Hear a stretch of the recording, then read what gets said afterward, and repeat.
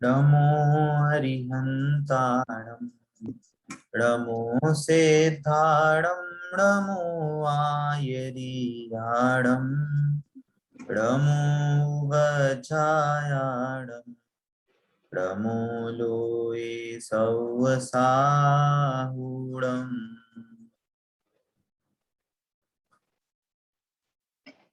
हम लोग अभी तीर्थंकर और भगवान का पाठ पढ़ रहे थे और तीर्थंकर के पाठ में हम लोगों ने काफी डिटेल में हमने समझा था। का नाम मैं चेंज कर देता हूँ, रेणु जैन है ना। ठीक है, चलिए किसी को अभी जो हमने सारी चीजें जो समझी हैं, हमारा काफी डिस्कशन हुआ था और जी ने और आई थिंक कामिनी जी ने भी पूरे नोट्स शेयर किए थे। बहुत अच्छे से, बहुत नीट एंड क्लीन तरीके से नोट्स भी शेयर हुए हैं, तो उनके लिए बहुत धन्यवाद। अभी अगर किसी को अभी तक का किसी में किसी को कोई डाउट है तो पूछें, फिर हम आगे बढ़ेंगे उस चीज से।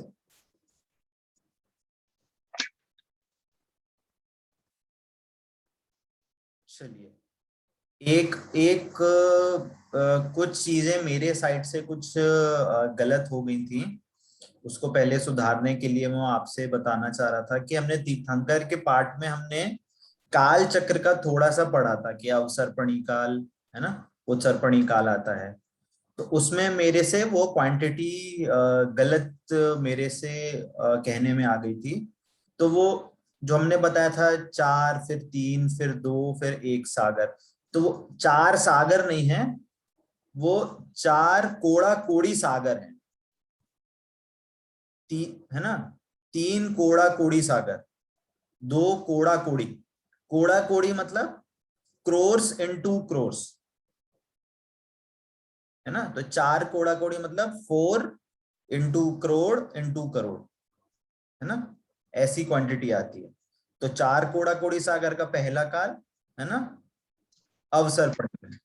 दूसरा 3 कोड़ा कोड़ी सागर, तीसरा 2 कोड़ा कोड़ी सागर, और चौथा 1 कोड़ा कोड़ी सागर माइनस 42,000, है ना।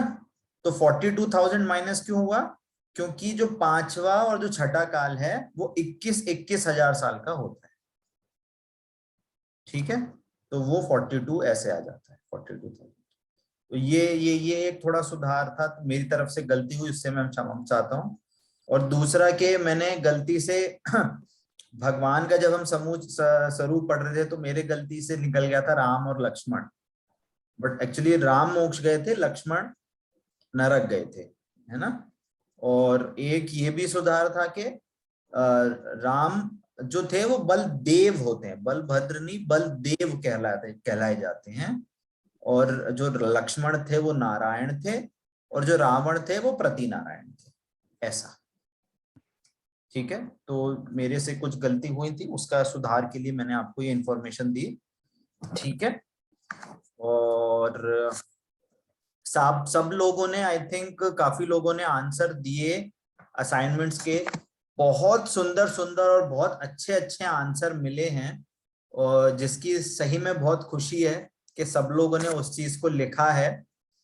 तो एक क्वेश्चन मेरा ये था कि क्या आप इसी टाइप के वे में आप नेक्स्ट असाइनमेंट चाहते हैं कि आपको ऑब्जेक्टिव या लाइक 4 में से एक ऑप्शन या फिल इन द ब्लैंक्स या राइट डाउन, इस टाइप के क्वेश्चन आप ज्यादा पसंद करेंगे? ये असाइनमेंट कब मिला? है, असाइनमेंट कब मिला? असाइनमेंट जो हमने गूगल फॉर्म में दिया था अंजलि जी। जो पहले किया था? हाँ वही वही वही अच्छा, मुझे लगा वही है, अभी। वही है। नहीं नहीं, अच्छा वही है, पहले ही है। अभी शायद से नेक्स्ट वीक में या संडे को हम शायद से सेकंड असाइनमेंट देंगे, है ना। हाँ, ठीक प्रतीक्षा जी ने बोला इसी तरह से। बाकी आप सब लोग, मैं वो एक्चुअली है, क्वेश्चन क्वेश्चन आंसर फॉर्म में दीजिए ना। कैसे। जैसे शॉर्ट क्वेश्चन जो हाँ, ऑब्जेक्टिव टाइप या 1-2 लाइन्स में जो होते हैं, मतलब इतना बड़ा बड़ा वो लिखने की आदत तो रही नहीं है। और हम क्लासेस भी लेते हैं तो वो शॉर्ट टाइप के क्वेश्चंस होते हैं, तो उसमें मुझे लग रहा है ज्यादा मतलब ठीक है, ठीक है। मतलब मैंने अपना सजेशन दिया है, बाकी हाँ तो हाँ, आप। नहीं एक्चुअली आपका सजेशन ज्यादा जरूरी है, क्योंकि आप जिस फॉर्म में कंफर्टेबल रहेंगे, जितने आप अच्छे से इन्वॉल्व हो सकेंगे, तो वो चीज हम उसी चीज को प्रेफर करेंगे। हम ऐसा नहीं है कि हम अपने मन से सारी चीजें करेंगे, आपका जैसा फीडबैक रहेगा, आप किस वे में इन्वॉल्व कर सकते हो और कितने अच्छे से आप उसमें पार्टिसिपेट कर सकते हो, हम उसी चीज को हम प्रेफरेंस देंगे। ठीक है ना? चलिए, तो ये सही बात है कि लोगों को वैसे लिखने में, आज की डेट में लिखने में थोड़ा ज्यादा श्रम लगता है, ऑब्जेक्टिव में इन सब में वो लोग जल्दी जल्दी आंसर देते हैं। सही, ठीक है। नेक्स्ट क्लास से हम देखेंगे, थोड़ा सा मिक्स एंड मैच कर लेंगे उस चीज में, जिससे कि आपको वो थोड़ा आसानी रहे। ठीक है, कोई दिक्कत नहीं है। और हाँ, इसका आज मैं सोच रहा था, आज हम थोड़ा जो असाइनमेंट था उसका हम थोड़ा सा डिस्कस करेंगे, कि जो आंसर था, जो हमने क्वेश्चन दिए थे, उसके पीछे क्वेश्चन देने का उद्देश्य क्या था और उसका सही एंगल क्या है या सही तरीका क्या है उसका आंसर देने का। ठीक है, तो पहला जो क्वेश्चन था उसमें ये पूछा गया था कि आपने अभी जो कक्षा में पढ़ा रमुकार मंत्र के बारे में, चतारी मंगल पाठ के बारे में आपने पढ़ा है, उसमें और जो आप पहले जो आप रमुकार मंत्र का अर्थ जानते थे, उसमें क्या डिफरेंस आया है। काफी लोगों ने बहुत अच्छे से उत्तर दिया है, 5 पद के बारे में जाना, है ना, उसमें पंच परमेष्ठी का जो पद है वो जाना, कैसे पढ़ते हैं, कैसा शुद्ध उच्चारण होता है, मंत्र की क्या वैल्यू है। बहुत अच्छे से लोगों ने आंसर दिया है ना। बट कुछ कुछ, मैं नाम नहीं ले रहा हूं किसी का, आप अपने तरफ से, आप अपने एंगल से वो सारी चीजें समझ सकते हैं, है ना, कि इसमें हमें ये पूछना था कि आपकी नॉलेज में क्या वैल्यू ऐड हुआ है। समझ रहे हैं आप? क्वेश्चन, इस क्वेश्चन का मीनिंग ये था कि आपने इस क्लास में ऐड होके आपने क्या नॉलेज ऐड करी है, क्या समझा है, क्या नया समझा है, जिससे कि आपको ये वैल्यू पता चले कि हाँ, कुछ कारणों से हो सकता है मेरे को नहीं पता था, बट अब जो ये चीजें समझी हैं वो मेरे उस जीवन में ऐड हुई। देखिए, जो भी हम धर्म में करते हैं, कुछ भी हम करते आ रहे हैं, आगे भी कुछ ना कुछ हम धर्म से रिलेटेड कुछ भी चीज करेंगे, पर हमें ये हमेशा अपने एंगल, हमें अपनी ऐसी सोच रखनी चाहिए कि हम उस चीज से समझ के, उस चीज को करके हमारे जीवन में क्या ऐड हो रहा है। जैसे कहते हैं ना कि जब तक अगर आप सीखने की या ऐसी चीज, ऐसी ऐसी सोच नहीं रखेंगे तो आप आगे नहीं बढ़ सकते। हर हर समय आपको एक सीखने का, एक आपको कहना चाहिए, एक ललक होनी चाहिए। तो इस एंगल से बस ये क्वेश्चन दिया गया था, बहुत से लोगों ने सही आंसर दिया है और ऑलमोस्ट सभी लोगों के फुल मार्क्स, और फुल ही मार्क्स हैं। मैंने कोई कटिंग नहीं करी है ना, क्योंकि सबने अपने अपने पर्सपेक्टिव से दिया है। कुछ लोगों ने ऐसा ऐसा कहा है कि रमुकार मंत्र करने से हमारे पापों का नाश हो जाता है, हमारा उद्धार हो जाता है। तो वो चीजें थोड़ी सी भावनात्मक रूप में, वो चीजें नहीं पूछी गई थी, तो उस चीज के लिए मैंने थोड़े से 2-3 मार्क्स ही माइनस करे और ज्यादा नहीं करे। ठीक है। दूसरा क्वेश्चन बहुत इंपॉर्टेंट था, क्योंकि हमने मंगलोत्तम शरण में बहुत अच्छे से डिटेल में ही समझा था कि हम उनकी पूजा क्यों करते हैं, वो हमारे मंगल क्यों है ना, कि हम उनको वो क्वेश्चन भी यही बोलता है कि कोई किसी का घरता धरता नहीं है ना, परंतु हम उनको मंगलकारी कर मान के क्यों पूछते हैं। और कुछ लोगों ने बिल्कुल सटीक आंसर दिया है, कुछ लोगों ने थोड़ा आसपास में रहे हैं, पर तो भी मैंने उनको फुल आंसर दिए हैं, फुल मार्क्स दिए हैं, मतलब उस आंसर के। इसका सही मायने में इसका उत्तर ये है कि जब हम मंगलोत्तम शरण पाठ भी पढ़ा, या हमने भगवान के पास पूजन करने भी गए, तो हमारा एंगल क्यों है उनको पूजने का, कि उन्होंने हमें सच्चा मार्ग बताया। वो खुद भी सच्चे सुख को उन्होंने प्राप्त किया है और उसी मार्ग को हमें बताया है। उन्होंने ये बोला कि मैं भगवान हूं, तो तुम भी भगवान बन सकते हो, तुम भी अपनी आत्मा का आश्रय लेके, तुम भी सच्चे मार्ग पे, सच्चे देव, मतलब कहना चाहिए वस्तु स्वरूप का ज्ञान करके आप भी मोक्ष को प्राप्त कर सकते हो। तो जिन्होंने हमें ये बताया, तो तो उसका हमें बहुमान आता है, इसलिए हम उनकी पूजा करते हैं, ऐसा है ना। तो बहुत से लोगों ने इसी के आसपास में और इसी को ही मेन एम रख के बहुत से लोगों ने आंसर दिया है, तो उसको उनको फुल ही मार्क्स मिले हैं। लैंग्वेज ऊपर नीचे के लिए मैंने कुछ मार्क्स नहीं काटे हैं, परंतु कुछ लोगों ने इसको थोड़ा सा अलग वे में आंसर दिया है, तो उसको मैंने थोड़े से माइनस मार्किंग करी है कि उनकी पूजन करने से हमें सुख शांति मिलती है ना। तो हमें एक्चुअली भगवान के पास हम अपनी सुख शांति मांगने नहीं जाते हैं। ये बात हमारी आई थिंक क्लास में बहुत डिटेल में हुई थी।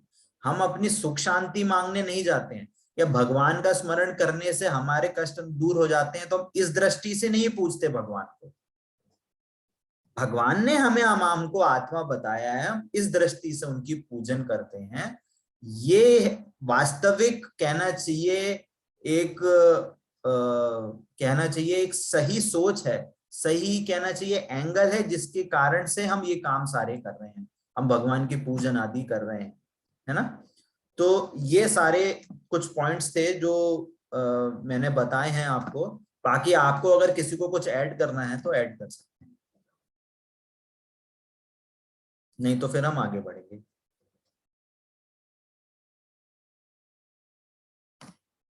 हाँ अंजलि जी कुछ पूछ रहे हैं। पहले प्रश्न में यही था कि मुझे ये समझ में आया कि हम सबसे बड़ा मिथ्यात्व हमारा गृहीत मिथ्यात्व है। तो उस मिथ्यात्व पढ़ने से इसे हमारा मिथ्यात्व तो छूटता ही है कि हमें मिथ्यात्व में गृहीत मिथ्यात्व मतलब क्या, अनादि से जो हमने पाल रखा है पूजा, हमें ये नहीं पता पूजा किसकी करनी है, कहाँ जाना है। छोटे छोटे जैसे औरों को देखकर हम इनको भी पूजना, इन्हें भी पूजना, यहाँ भी माथा झुका लेना, वहां भी, ये सबसे बड़ा मिथ्यात्व है। तो ये पढ़ने से समझने से हमारा वो मिथ्यात्व ढीला होता है। सही है, सही है। एक्चुअली ये देखा जाए तो हमें इसमें हम ये दूसरे क्वेश्चन का ये आंसर में आप ऐड कर सकते हैं इसको। मैंने पहले भी कर दिया था। हाँ पहले में, उसमें कोई दिक्कत नहीं है। आपके जो भाव हैं वो बिल्कुल सही है, कोई प्रॉब्लम नहीं है, क्योंकि आपने सीखा है वो चीज तो आपने एक्सेप्ट करी है, वो बहुत बड़ी बात है ना। तो और बहुत सही पॉइंट है कि हमने जैसे हमने भगवान के स्वरूप की बहुत अच्छे से सिद्धि करी कि सर्वज्ञता और वितरागता ही क्यों गुण है पूजनीय होने के लिए। तो इसी कारण से हम बाकी जो कुदेव आदि हैं और जो दूसरी चीजें हैं, दया दहाड़ी और फालतू ऐसे गोबर को पूजते हैं, गाय को पूजते हैं, पेड़ को मतलब ऐसी चीजों से हम कहीं दूर आगे वाले स्टेप पे पहुंच के हमने ये सारी चीजें हमने सिद्ध करके और हमने ज्ञान में बैठाई। तो इस सब चीजों का निर्णय होना और इन सब चीजों को हमें ज्ञान से उतर जाना कि ये कुछ नहीं है। मतलब जैसे बहुत से लोग करते हैं ना अभी भी जैन, अरे गुरुवार को नहीं घूमा करो, बाहर नहीं जाया करो, या शनिवार को ट्रैवल नहीं किया करो, या इस दिन को ऐसे शुभ काम अशुभ काम मतलब शुभ काम नहीं कर। देखो ये सारी चीजें ना, ये मान्यता गलत है। देखो आप अगर कोई चीज को मानते हो तो आपको पीछे उसके लॉजिक होना चाहिए, बिल्कुल, है ना। बट अगर उसके पीछे कोई लॉजिक नहीं है, कोई आपके पीछे कुछ ऐसे कहना चाहिए कि आपके हाथ में कुछ ऐसा निर्णयात्मक कोई ऐसी वस्तु नहीं है जिसके कारण आप बोलते हाँ ऐसे काम ऐसे ही होता है, तो वो चीजें गलत है ना। ऐसे हमारे जीवन में बहुत सी चीजें होती हैं, बट अभी मैं उसको हर चीज को मना नहीं कर रहा हूँ। जैसे जैसे आप उस चीज को समझो, उस चीज को आगे करोगे, तो आपको वो चीजें धीरे धीरे समझ में आएंगी, तो आपको वो सारी चीजें अपने आप छूटेंगी। और बहुत सही पॉइंट बोला है कि हमारा जो ग्रहित मिथ्यात्व है वो छूटता है, वो कि जो कि बहुत बड़ा पाप ये नहीं छूटता नहीं, मैं ये समझती हूँ कि है। अगर हमें तत्वों का सही निर्णय हो जाएगा तो वो छोड़ना नहीं पड़ेगा, स्वयं स्वयं छोड़ जाएंगे सहज में। हाँ एक ही बात है, एक ही बात है।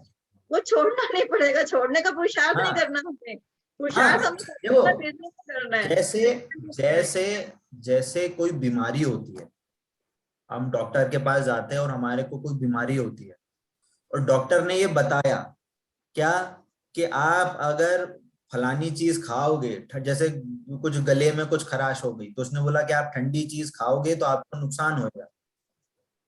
तो आपको आप डॉक्टर ने बोला वो उसी टाइम से वो छूट जाती है, ऐसी नहीं आप घर जाके छोड़ोगे तब छूटेगी, वो छूट गई।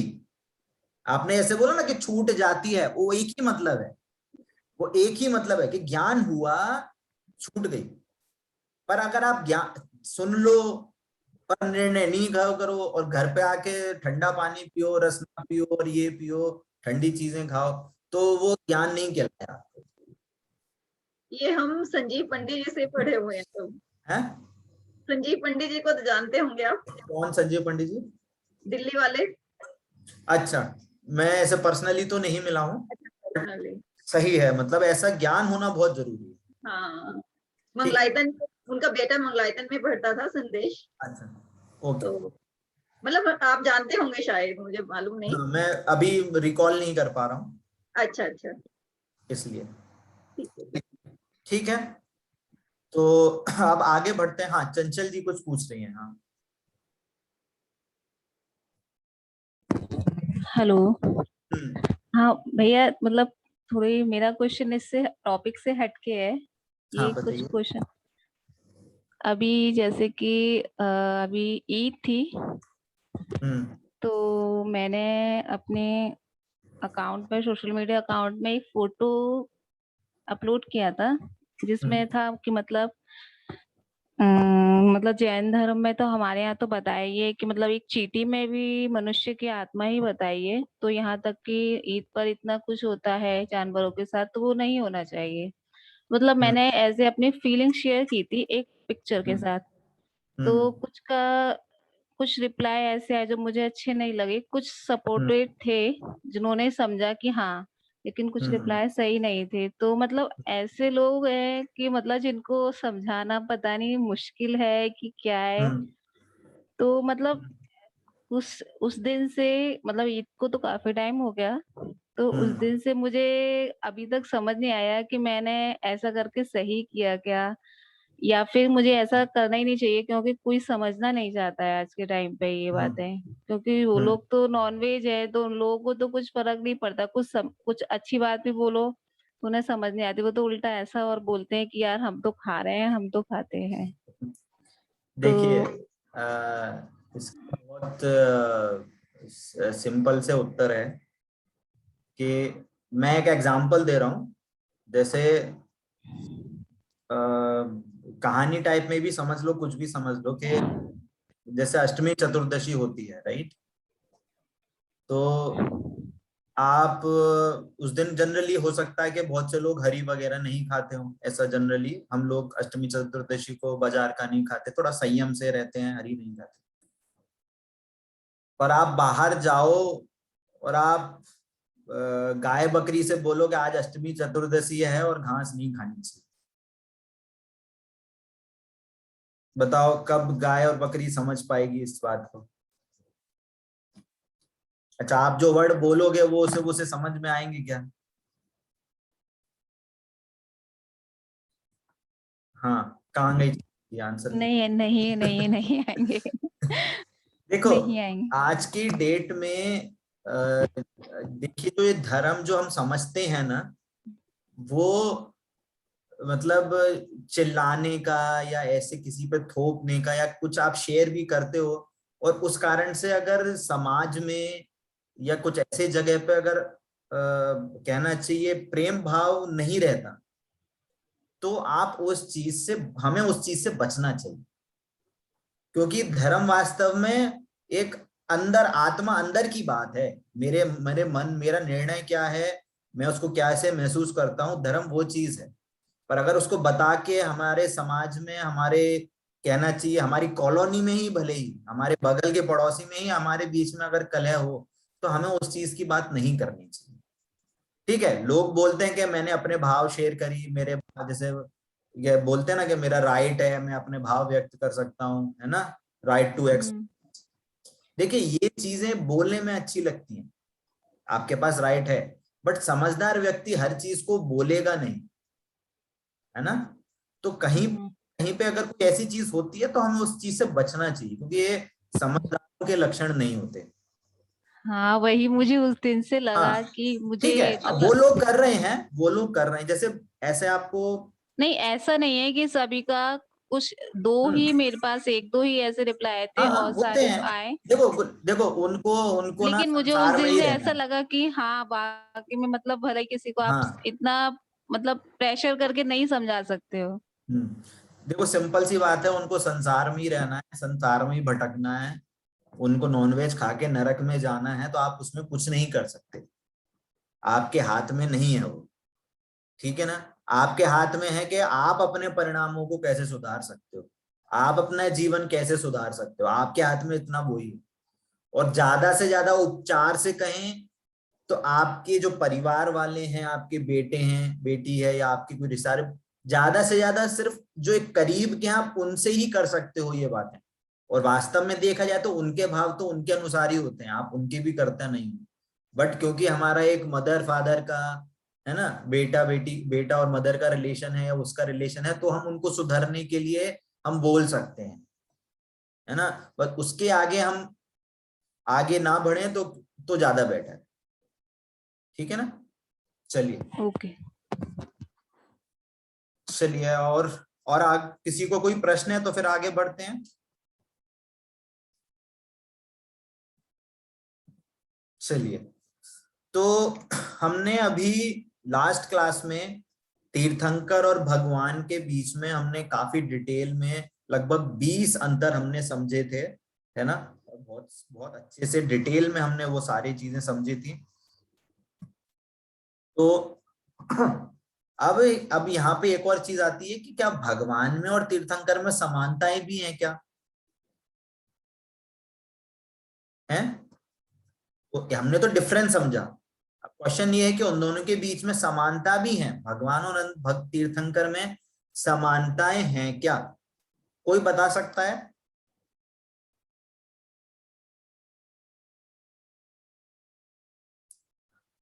हाँ पूनम आंटी जी। दोनों ही में वीतरागता होती है और सर्वज्ञता होती है। बहुत बहुत सही उत्तर है। हाँ आकांक्षा जी भी बोल रही है।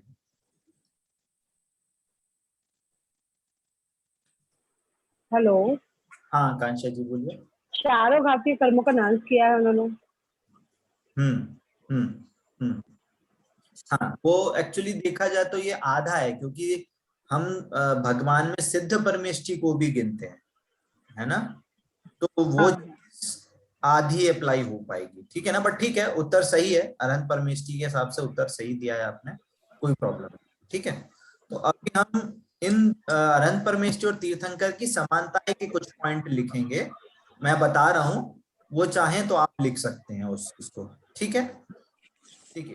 पहला पॉइंट क्या है कि दोनों ही तीर्थंकर और भगवान, ये मोह राग द्वेष जितने भी विकारी भाव हैं, है ना, क्या बोला, मोह राग और द्वेष, ऐसे जितने भी विकारी परिणाम हैं उनसे रहित वीतरागी हैं। दोनों ही तीर्थंकर और भगवान वे वीतरागी हैं। वीतरागी अर्थात कि मोह राग द्वेष, है ना, इन सब से जो ये सारे जो हम कहते हैं विकारी भाव हैं, जो हमारे जो हमारे हमारे को दिन भर होते हैं, उन सभी विकारी भावों से वो रहित हो चुके हैं। ठीक है। दूसरा पॉइंट ये कि दोनों सर्वज्ञ हैं, है ना। क्या है? भगवान और तीर्थंकर दोनों सर्वज्ञ हैं। सर्वज्ञ हैं अर्थात क्या, कि बिना किसी सहायता के तीन लोक और तीन काल की सभी वस्तुओं को जानते हैं, है ना। दोनों सर्वज्ञ हैं, तीन काल और तीन लोक की सभी वस्तुओं को एक साथ जानते हैं। ठीक है, तो ये दो पॉइंट हुए कि वो वीतरागी हैं और वो सर्वज्ञ हैं। ये दोनों कॉमन पॉइंट हैं भगवान में और तीर्थंकर में। ठीक है, चलिए और पॉइंट और क्या है समानता, कि अनंत दर्शन, है ना, अनंत दर्शन ज्ञानमय है, अनंत वीर से सहित है ना, अनंत वीर हैं, और दोनों ही अतीन्द्रिय आनंद सुख से परिपूर्ण है। क्या क्या बोला? थर्ड पॉइंट, अनंत दर्शन ज्ञानमय है, अनंत वीर्यमय है ना, और सदा अतीन्द्रिय सुख, आत्मिक सुख, अतीन्द्रिय आत्मिक सुख को भोगते हैं। ठीक है, इसका क्या अर्थ हुआ? देखो, वीर्य का मतलब होता है, जैसे हम जनरली लोग वीर्य को कहते हैं पुरुषार्थ, पर वीर्य की डेफिनेशन होती है जिसके कारण से हमारे स्वरूप की रचना हो। वो शास्त्रों में ऐसी डेफिनेशन आई है। वीर्य का मतलब क्या होता है? जिससे हमारी स्वरूप की रचना हो। स्वरूप की रचना अर्थात क्या? कि जो हमारा स्वभाव है उस जैसा ही हमारा स्वभाव वैसा का वैसा बने रहे। और एक वीर्य का अर्थ होता है सामर्थ्य। अर्थ होता है सामर्थ्य। इसका क्या मीनिंग हुआ? कि भगवान को अनंत वीर है, अनंत सामर्थ्य है। देखना, केवल ज्ञान में, हाँ वीर की, हाँ एक और डेफिनेशन आती है कि जैसे केवल ज्ञान हुआ है, भगवान को, तीर्थंकर को केवल ज्ञान है। ठीक है, केवल ज्ञान है मतलब क्या? विश्व की सारी चीजों को जान रहे, है ना, एक साथ। और एक साथ जानते हुए भी वो वीतरागी हैं। वीतरागी अर्थात मतलब किसी से राग द्वेष नहीं कर रहे। तो सबको जानते हुए भी खेद रहित रहना, राग द्वेष रहित रहना, ये अनंत वीर है। अब जैसे फॉर एग्जाम्पल, आपके शहर में जितने भी लोग हैं, आपको अगर ये जानने में आए कि कितने लोग पीड़ित हैं, कितने लोग हॉस्पिटल में हैं, कितना एक्सीडेंट हो रहा है, तो आपको कैसे लगेगा? अरे यार कितने लोग परेशान हैं। अब उसी में आप जोड़ लो कि कितने ही जानवर हैं जिनको चोट लगी है। कुत्ता पानी में गीला हो रहा है, गाय हैं जिनको ऐसे पानी में ठुठुर रही हैं, कितने ऐसे बिल्ली हैं, ऐसे छोटे मोटे चूहे हैं जिनको खाने नहीं मिल रहा है। तो आपको सबको जानने को कैसे लगेगा? अरे यार कितने, मतलब एक बेचारे जैसा एकदम आपको एक ऐसा भाव आएगा, है ना। परंतु वास्तव में हमने क्या बोला था कि ये भी एक कषाय है। परंतु भगवान को क्या है? भगवान को सारी चीजें जानने में आ रही हैं। पूर्व भाव में कितने माता पिता थे, वो माता पिता कहाँ हैं? अभी नरक में है कि त्रियंश गति में है कि मनुष्य गति में है कि देव गति में है? कोई आपके पूर्व के माता पिता हो और आपको ये पता चला है कि अरे वो नरक में है या त्रियंश है, पता चल जाए कि आपके बगल वाले घर में या बगल वाली कॉलोनी में गाय है, वो आपके पूर्व भाव का कोई रिलेटिव है, तो आप क्या करोगे उसके साथ? रोज आप उसको खाना देने आओगे, आप उसकी सेवा करने आओगे, ऐसा भाव आएगा कि नहीं? पर भगवान संकल्प विकल्प, विकल्प आएंगे, वो सारी चीजें आप, संकल्प विकल्प। अच्छा, हाँ। ये यदि परोपकार जो होता है, फिर ये और ये ऐसे चिंतन, इन दोनों में क्या डिफरेंस है? कैसा चिंतन? मतलब कोई सबकी तरफ से हम बिल्कुल तटस्थ बैठे रहते हैं, हमें सब कुछ पता है, फिर भी हम कोई संकल्प विकल्प हमारे अंदर नहीं चलता है।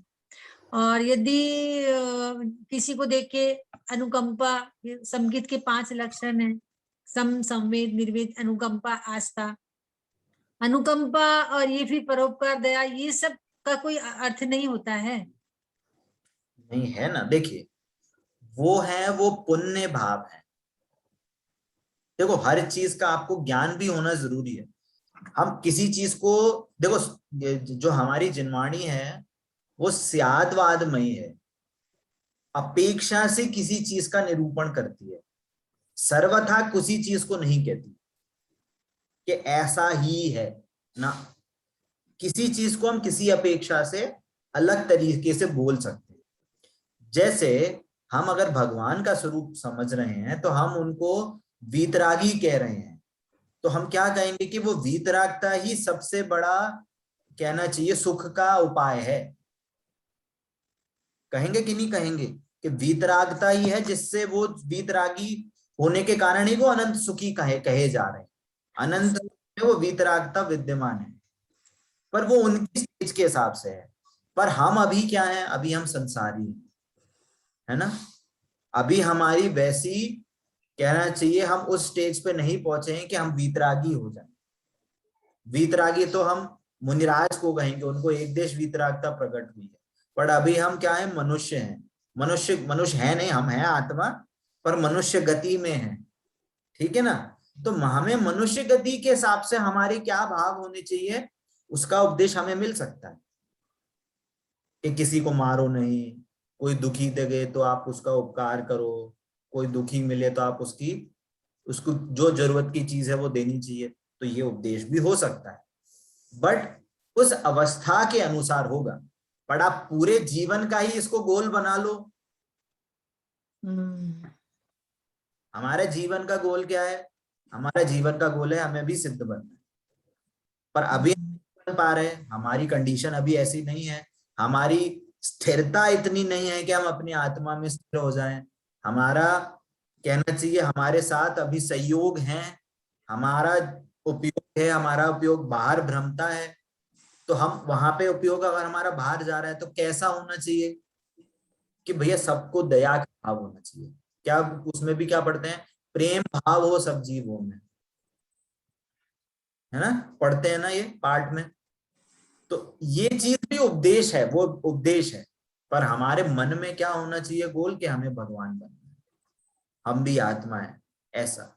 ठीक है, तो हम पॉइंट पे क्या थे कि वीर्य हम समझ रहे थे, अनंत वीर्य के धारी हैं, कि सब चीजों को जानते हुए भी वे खेद रहित रहते हैं, ये अनंत वीर है। और अनंत सुख को भोगने की सामर्थ्य उनमें प्रकट हो गई है। ठीक है, ये तीसरा पॉइंट। चौथा पॉइंट क्या है कि दोनों ही तीर्थंकर और भगवान दोनों ही जन्म मरण पंच परावर्तन से रहित हो चुके हैं। अब उनका जन्म मरण नहीं होएगा, अब उनका पंच परावर्तन नहीं होएगा। पंच परावर्तन नहीं लिखे तो आप, कोई प्रॉब्लम नहीं है, आप ऐसे लिख सकते हैं कि उनका जन्म मरण नहीं होगा। अब वे वापस कभी जन्म नहीं लेंगे, उनको कभी शरीर नहीं मिलेगा, वे वापस से कभी गर्भ में नहीं आएंगे, गर्भ की वेदना नहीं सहन करेंगे, इन यहाँ के दुखों को नहीं भोगेंगे। वो अब अनंत सुखी हो चुके हैं, अब वो वापस से संसार में कभी नहीं आएंगे। दोनों तीर्थंकर और भगवान दोनों। ठीक है, और पांचवा पॉइंट क्या है कि दोनों ही मोक्ष स्वरूप है। मोक्ष स्वरूप है अर्थात सारे कर्मों से उन्होंने नाश कर दिया है। अब वो शुद्ध द्रव्य हैं, शुद्ध आत्मा का, जैसे हम क्या कहते हैं, हम शुद्धात्मा हैं, पर हमें अभी शुद्धात्मा का रिजल्ट नहीं मिला, हमें हमारा जो शुद्ध स्वभाव है वो प्रकट नहीं हुआ, है ना। पर भगवान को उन्होंने शुद्धात्मा का आश्रय दिया तो उनको अपना शुद्ध स्वरूप प्रकट हो चुका है, वो पूर्ण मुक्त स्वरूप है, मोक्ष स्वरूप है दोनों। ठीक है, ये 5 पॉइंट हमने समझे हैं। वैसे और भी चाहे तो और भी पॉइंट कह सकते हैं, ये 5 पॉइंट। हाँ रेणु जी। भैया जी, तीर्थंकर के तो पंच कल्याणक होते हैं, भगवान के कल्याणक नहीं होते। हाँ नहीं होते। तीर्थंकर भगवान के हाँ पिछली वाली क्लास में हमने वो डिफरेंस था, ये डिफरेंसेस हमने पिछली 2 क्लासेस में हमने, है ना। जो क्लास में अभी हो सकता है अगर वो बीच में नहीं आए हो तो पिछली क्लासेस जरूर सुन लें। बहुत अच्छा डिस्कशन हुआ था, बहुत से लोगों ने क्वेश्चन पूछे थे, बहुत समझने लायक डिस्कशन था। तो आप वो पुरानी क्लास भी सुन सकते हैं।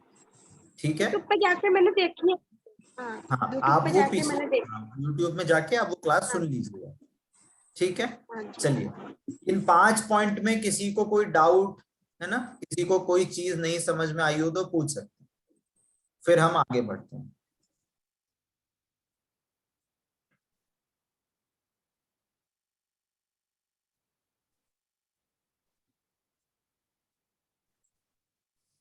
अच्छा, ये इनका जैन करके आ रहा है,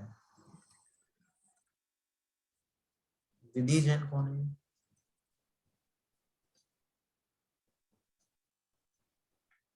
चलिए छोड़िए, आगे बढ़े। चलिए, अब मैं एक ओपन क्वेश्चन दे रहा हूं, जितने लोग क्लास में हैं उनको ये आंसर करना है और आपका अपना विचार रखना है कि हमने जब भगवान और तीर्थंकर का स्वरूप समझा, डिफरेंस भी समझी, सिमिलैरिटीज भी समझी, उनके लक्षण समझे, है ना, सारी चीजें हमने समझी, ठीक है। तो आप ये बताइए कि इनका स्वरूप जानने से हमें लाभ क्या हो? देखो, ये चीज धर्म में और हम हर जगह हम अपनी बनिया बुद्धि लगाते हैं कि हम अगर बाहर में कोई कोर्स करते हैं, कोई डिग्री पाते हैं, डिग्री का कोर्स करते हैं, तो हम हमेशा यही क्वेश्चन करने से पहले ये क्वेश्चन पूछते हैं कि वो डिग्री कोर्स करने से हमें लाभ क्या होगा, हमें फायदा क्या होगा, हमें जॉब मिलेगी कि नहीं मिलेगी। ये सारी चीजें देखते हैं कि भैया फ्यूचर में हमें उसका कोई यूज होगा कि नहीं होगा, ठीक है ना। करते हैं कि नहीं करते? हमने वैसे ही हमने जब भगवान का और तीर्थंकर का स्वरूप जाना, तो अब जानने से हमें लाभ क्या होगा, हम क्यों जाने, या हमने अब जाना तो आप जाने से क्या लाभ हुआ, कौन कौन बताएगा? हाँ पूनम आंटी जी। क्योंकि ये पूर्णतः सुखी हैं और इनकी वीतरागता और उन सबको हमने जाना, उस के वजह से ये मोक्ष मार्ग की ओर बढ़े हैं और सुखी हो गए हैं। तो हमें भी उनका बहुत बहुमान आता है, उनकी बहुत महिमा आती है, तो हम भी वो सब रास्ता अपना के हम भी अनंत सुख को प्राप्त कर सकते हैं और आवागमन जो है जन्म मरण का, जो बहुत कष्ट में होता है, उसको खत्म कर सकते हैं। हमें बहुत सही उत्तर, बहुत सही उत्तर है, बहुत सही उत्तर। और कोई? हाँ हाँ, आर्य जी कर रहे हैं। मैं हाँ यही बोलने वाली थी कि अब है ना, हमें उनके जैसा बनने में आसानी होगी, क्योंकि जैसा बहुत सही। हाँ कि आइडियल होता है, जैसे क्रिकेटर बनना है तो विराट ना वो बनाए ऐसे। नहीं, बहुत सही, बहुत, हाँ बहुत अच्छा उत्तर है कि हमें हमें आइडल पता चल गया।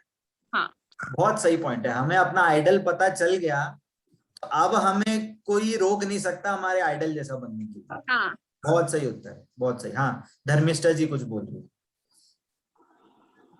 उनके जितने गुण है उनके बारे में हमको पता चला, और जिन जैसा उनके पास गुण है वैसा ही गुण हमारे पास भी है, तो हमको वो प्रकट करना है। जैसा उन्होंने पुरुषार्थ करके प्रकट किया है, वैसा पुरुषार्थ हमें भी करना है। ये बहुत अच्छा पॉइंट है ये, कि जो उनके पास है वो गुण हमारे पास भी है, पर अभी व्यक्त नहीं है। ये इसको किसी को गुण और व्यक्त नहीं है, इसको समझ में आता है किसी को? इसका मतलब क्या है? गुण है पर व्यक्त नहीं है, ऐसे कैसे हमारे पास गुण है और व्यक्त नहीं है? देखो एक एग्जांपल समझते हैं। माचिस होती है ना, माचिस, माचिस देखो, गुण कहें शक्ति कहें एक ही बात है ना। गुण की व्यक्तता, शक्ति की व्यक्तता, है ना, एक ही बात है। तो जो मैच स्टिक में जो तीली है, तीली की बताओ, तीली में कितनी ताकत है, क्या शक्ति है उसमें? क्या शक्ति है? कि उजाला कर सकती है। और दूसरा क्या? पूरे घर को जला सकती है, सब चीज को जला के खाक कर सकती है। अब बताओ, मैच जो तीलियां रखी हैं वो कितनी गर्म है? मैच स्टिक में से कितनी रोशनी आ रही है? जो डब्बा है, डब्बा मैच स्टिक का जो डब्बा है, उसमें कितनी रोशनी निकल रही है और उसमें से कितनी आग निकल रही है? बताओ। वो शक्तिमान पदार्थ है, वो एक छोटी सी तीली ऐसी शक्तिमान है कि पूरी रोशनी कर दे। उससे अगर मैं कोई चीज दिया आदि को जला के कर दूं तो वो रोशन, या अकेली दिया भी जला दूं, अकेली ऐसे मैस्टिक जला दूं और कोई हजारों वर्ष से अगर बंद कमरा हो तो पूरा अंधकार चले जाए एक मैच स्टिक से, और अगर मैं उससे कोई जलाना चाहूं तो वो पूरा घर को ही जला दे। तो मैच स्टिक क्या है, गर्म नहीं है, वो मैच स्टिक उसमें से रोशनी नहीं निकल रही।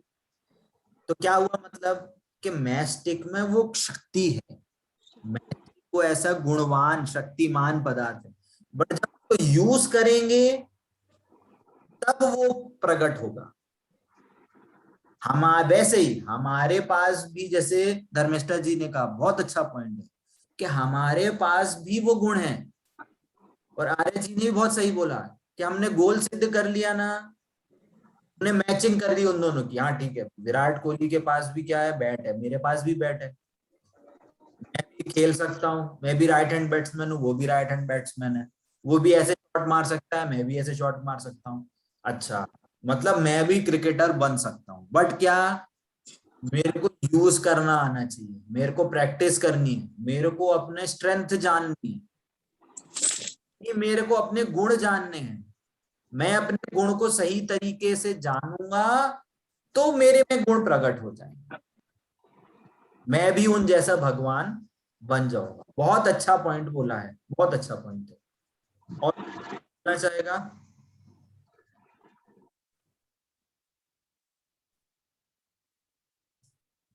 किरण आंटी जी आप कुछ बोलना चाहेंगे? अंजलि जी आप कुछ बोलना चाहेंगे? बोल ही दिया सबने।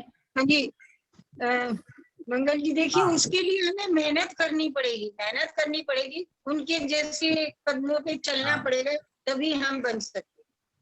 नहीं, मेहनत तो अलग बात है, वो नहीं पूछ रहा हूं। हमने पूछा कि हमने जब ये जाना तो हमारे में क्या वैल्यू ऐड हुआ, हमारे को क्या लाभ मिला ये भगवान का स्वरूप जानने से। क्वेश्चन ये है। अपनी शक्ति को प्रकट करना पड़ेगा, तभी हम बन सकते हैं। ठीक है, ठीक है। हाँ मधु, आप, हाँ आपका हैंड रेज है मधु जी का। हाँ जी, हम उस मार्ग को जान पाए जिस पर चलकर हम मोक्ष को या सिद्ध भगवान को प्राप्त कर सकते हैं, उन जैसा बनने की अपने अंदर शक्ति पैदा कर सकते हैं। हाँ, ये भी बहुत जरूरी है। देखो, भगवान का स्वरूप भी जाना है ना, तो हमें भगवान का बताया हुआ मार्ग भी जानना पड़ेगा, मार्ग जान पाए धर्म के द्वारा कि हम क्योंकि उन्होंने वो भगवान का स्वरूप, देखो भगवान ने हमें ऐसा नहीं बोला कि भैया हमारे ऐसे गुण हैं और तुम हमारी पूजा करो ऐसा भगवान ने नहीं बोला। भगवान ने अपने को भी देखो, तीर्थंकर भगवान ने उनको भी भगवान बताया कि मैं भगवान हूं, हमारे में इतने गुण है। तीर्थंकर की दिव्य ध्वनि में ऐसे आया, दिव्य ध्वनि में ऐसा भी आया कि तुम भी भगवान बन सकते हो।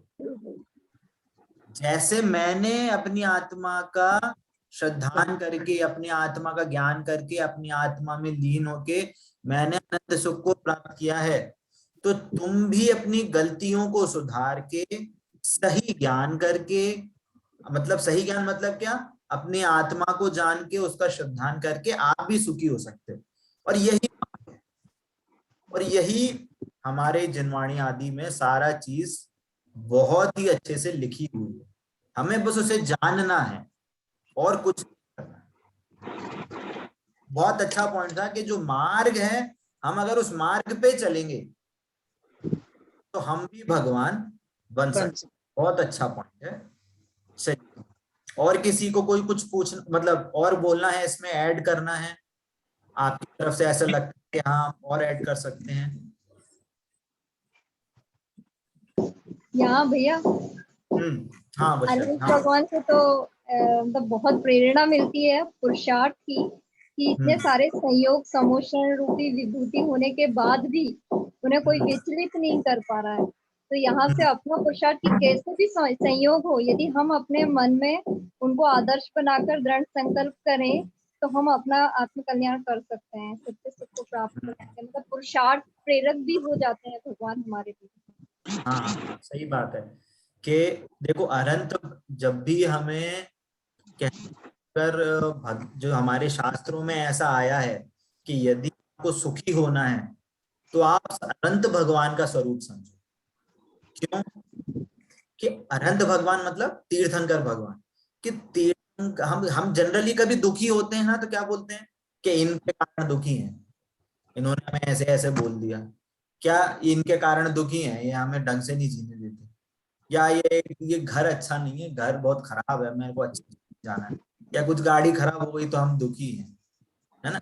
मतलब हमेशा हमारी पर की दृष्टि रहती है कि हम इनके कारण से दुखी हैं, है ना। तो इससे ज्यादा संयोग तो भगवान को है। आप बोलो कि देखो ये मेरा पोता है, ये कुछ बात नहीं सुनता है और भाग जाता है, कुछ सुनता है नहीं, ना मंदिर आता है ना कुछ जाता है। अब मान लो आदिनाथ भगवान के समव शरण में महावीर भगवान का जीव था मारी जी, और वो और उनको पता चला कि अब मैं 24वां तीर्थंकर बनूंगा, तो उसने बोला ऐसे कैसे, मैं तो अभी बनूंगा, ऐसे कैसे, और वो अपना मन मर्जी उठ के चला गया और उसने कुछ भी उल्टा सीधा परिवार उसने करा आचरण। बोलते हैं 363 मत चलाए हैं, ऐसे आता है। अब मान लो आज की डेट में आपका पोता हो आपका घर छोड़ के चला जाए, बोला मैं नहीं मान रहा कुछ, आपको कैसा लगेगा। तो कहने का मतलब है कि ये बहुत बड़ा पुरुषार्थ, और ये पुरुषार्थ हमें करना है कि हम पुरुषार्थ करना है, मतलब क्या कि हमें अपने स्वरूप को जानना है, यही, और उससे हम सुखी हो सकते हैं। जैसे ही अरहंत भगवान है, तीर्थंकर भगवान है, वो अपनी आत्मा में लीन होके सुखी हैं, बाहर समव शरण में कुछ भी चलता रहे वो टेंशन नहीं होती। वैसे ही हम अगर अपनी आत्मा का श्रद्धान लेंगे तो बाहर में कैसा भी परिणमन होगा हम उससे निरपेक्ष रह के हम उससे इफेक्टेड नहीं होंगे, कहने का मतलब ये, ठीक है ना। बहुत अच्छा पॉइंट बोला है वर्षा जी ने, बहुत सही। चलिए, और किसी को और कुछ ऐड करना है। बहुत अच्छे उत्तर आ रहे हैं, मेरे को सही में बहुत अच्छा लग रहा है कि आप लोग बहुत अच्छे से सुन रहे हैं और पार्टिसिपेट कर रहे हैं। हाँ सुधा जी कुछ बोल रही है। हमें अपने स्वरूप का ज्ञान होता है जिससे अन्य गतियों में भटकना बंद हो जाता है, और किस कारण हम दुखी हैं तो दुख सुख रूप में बदल जाता है। हाँ देखिए, सुख रूप में अभी नहीं बदलेगा, अगर गलती पता चलती है तो गलती का सुधार करेंगे तो सुख रूप में बदलेंगे, है ना। सुधार कैसे होगा कि वस्तु स्वरूप का ज्ञान करने, अपनी आत्मा का ज्ञान करने से। जैसा उन्होंने अपनी आत्मा का आश्रय लिया है वैसे हमें अपना आश्रय लेना, वो स्टेप बाय स्टेप धीरे धीरे धीरे करके वो चीजें समझ में आएंगी तो वो होंगी, नहीं होंगी ऐसा नहीं है, होंगी, गारंटी से होंगी, बट उसके लिए हमें निरंतरता चाहिए, निरंतरता चाहिए। तो बहुत अच्छा पॉइंट बोला है आपने। और बोलना चाहिए होना चाहिए भैया जी, शरीर तो बदलते रहते हैं, आत्मा अपना एक बढ़िया रीत पे, बढ़िया उस ज्ञान पे अगर पकड़ ली जाए ना तो वो ज्ञान हमारी आत्मा में बनना चाहिए। शरीर तो ये बदलता ही रहता है, कभी आज इसमें है कभी किसमें, लेकिन अपनी आत्मा अच्छी होगी, शुद्ध होगी तो बढ़िया हमें देव गति में जाके होगा। देव गति नहीं जाना हमें, क्यों? गति में भी दुख है। अच्छा, देव गति में भी दुख है बहुत। हम समझते हैं हम देव गति चले आएंगे तो हम सुखी रहेंगे, देव गति में बहुत दुख है।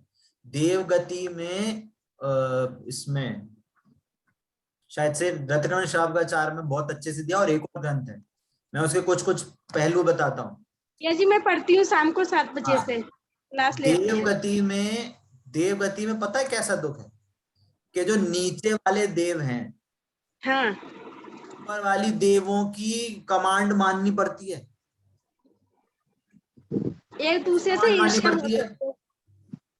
ईर्ष्या होती है। जैसे नीचे वाले अगर कोई देव है, पहला स्वर्ग का देव है, तो उसकी जो कहना चाहिए जो संपदा या कुछ वैभव होगा वो बहुत कम होगा, और जो ऊपर वाला देव है वो बहुत, उनकी वैभव और उनका वो सारा चीजें वो बहुत ज्यादा होती है, तो बहुत ईर्ष्यालु होते हैं देव। और जो नीचे वाले देव हैं उनको ऊपर वाली देवों की कमांड माननी पड़ती है। अब ऊपर वाला देव बोले चलो मेरे को नदी छोड़ दिए जाना है, चलो तुम विमान बनो, मेरे विमान बन के चलो, तो उनका विमान बन मतलब अपने शरीर को विमान के रूप में बनाना पड़ेगा, और वो ऊपर वाले देव वो विमान में बैठ के मतलब उनके ऊपर बैठ के जाएंगे। अब आपको बोलो ऐसा कमांड करे तो कैसा लगेगा आपको? ऐसी चीजें वहां होती हैं। आप ये समझो कि हम देवगति में पहुंच गए, हमें आनंद है, ऐसा नहीं है। वहां पे भी दुख है, वहां पे भी बंध है, ईर्ष्या है, क्रोध है, मान है, माया, लोभ, सारी कषाएं वहां पे विद्यमान हैं।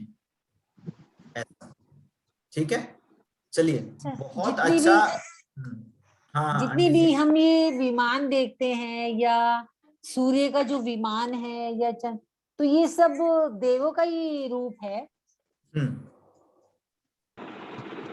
देवों के विमान हैं। देखिए दो अलग अलग, एक तो होते हैं वैमानिक देव, एक होते हैं जो एक देव होते हैं जिनको बोलते हैं ज्योतिषी देव। ज्योतिषी देव मतलब क्या, कि जो सुमेरु पर्वत है, जो सुमेरु पर्वत के ऊपर का जो एरिया है वो होता है वैमानिक देव का।